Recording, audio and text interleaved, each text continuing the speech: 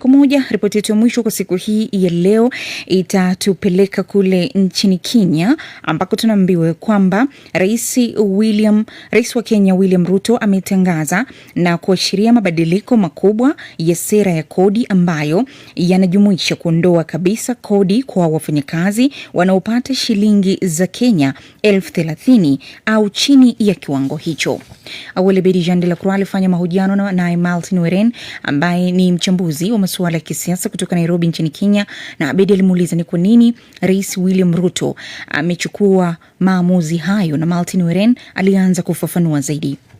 Rais kachukua uamuzi huo, na nilipomsikia alisema kwamba wale wa Kenya ama wafanyikazi ambao wako na mapato ya chini ambayo ni kutokea 30,000 kurudi, amesema kwamba ataweza kuwasaidia ili wasiweze kulipa ushuru, na pia ameweza kupunguza ile tunaita pay as you earn tokea 30% hadi 25%. Hii kidogo inaweza mwezesha mwananchi yule kupumua tokana na ile tunasema ushuru. Naam. Na kwa nini uamuzi huo umechukuliwa sasa? Kulingana na matamshi yake, aliweza kusema kwamba hali ngumu ya maisha ndio imeweza kufanya njia yeye kujaribu kupunguza ushuru, na pia ameweza kusema uchumi wa Kenya umeweza kukua kwa 1% ya juu, na mambo sasa kidogo imebadilika kulingana na hapo awali alipochukua hatamu ya uongozi. Amesema mambo imeweza inazidi kulainika na serikali inazidi kupata mapato, pia inakuwa muhimu kwa mwananchi chini aweze pia kupata ama kubenefit kwa mambo kama hayo. Naam. Na udhani kwamba hatua hii ambayo imechukuliwa na rais wa Kenya inaweza kaathiri mapato ya serikali ya Kenya? Sidhani inaweza athiri mapato ya serikali ya Kenya, kwa sababu mara nyingi tunasema kwamba ukiweza kuweka ushuru iwe chini utaweza kukusanya hela nyingi sana kuliko kuweka ushuru iwe juu na kukue na watu wachache ambao wanaweza kulipa. Mara nyingi tunaweza kurejesha kwa biashara ya kawaida. Kuna wale wanabiashara ambao wanafaa kulipa ushuru ya 1% fulani. Ukiweza kumfinyilia, basi atatumia njia ya hapa na pale ama njia ya mkato ili kukwepa kulipa ushuru. Walakini ushuru ukikuwa nafuu, basi kila Mkenya ambaye ana biashara, ambaye ameajiriwa ataweza kulipa ushuru kwa njia ama kwa wakati, na tume ya kukusanya ushuru basi ya KRA itaweza kukusanya fedha ya kutosha. Naam. Na mswada huu pengine utaanza kutekelezwa lini, au unaomba kwanza kufikishwa bungeni bunge iweze kupiga kura? Katika sheria ya taifa, yale matamshi ambayo rais aliweza kusema haiwezi kafanyika ama haiwezi kabadilika bila kupeleka mswada katika bunge la kitaifa ili kurekebisha ile sheria ya ukusanyaji wa ushuru.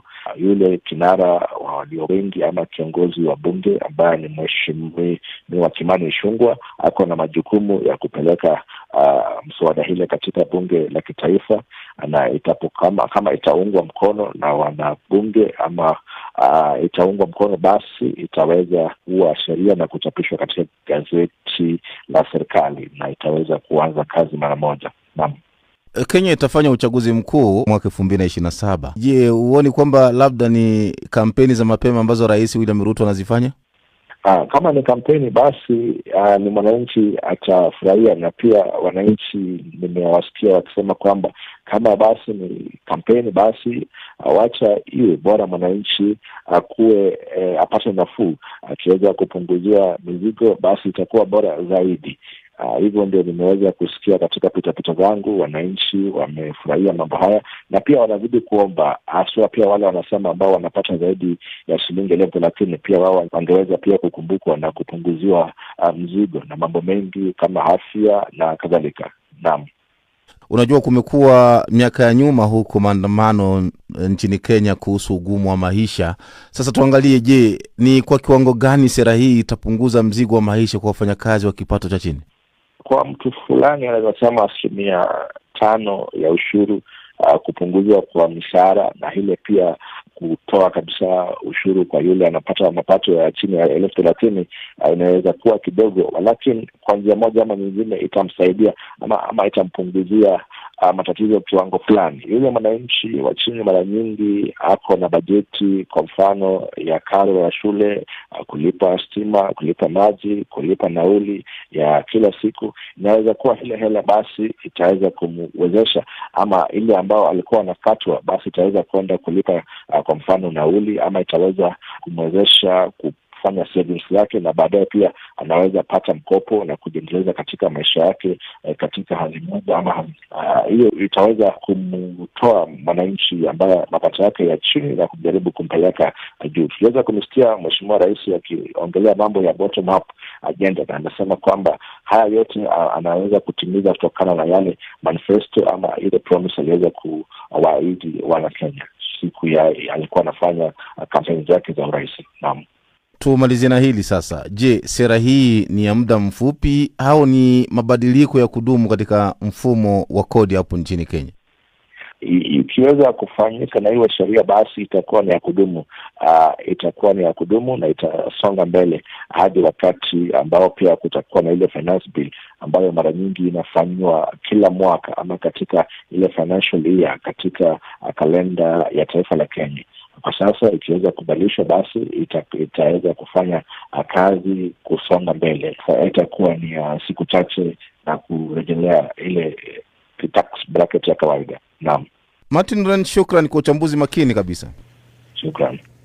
Na msikilizaji, na hiyo ndio ripoti yetu ya mwisho kutoka kule nchini Kenya, na sasa tayari Madipiri yuko hapa Ulibwanji. Inetuantili bwino ayam ndipo totsikula lero ndabwera ndi nkhani ngati nthambi ya National Registration Bureau NRB kuchitika kalembera kwa ana zaka 16 kupita pansi. Komanso tili ndi chipani chotsutsa boma la mdziko la Uganda cha National Unity Platform lero chalengeza kuti anthu otsatira chipanichi omwe amangidwa pa zifukwa zosiyanasiyana ndi osachepera 300. Ndiye noto ayemo sawote tumakhandifunso pamene anthu amatipatsira maganizo awo pa tsamba lathu la WhatsApp komanso Facebook. Ndeni ngoti tu asante sana Mshikifu. Asante sana Madipiri. Na msikilizaji, na sasa tukasikiliza habari za uchumi na biashara.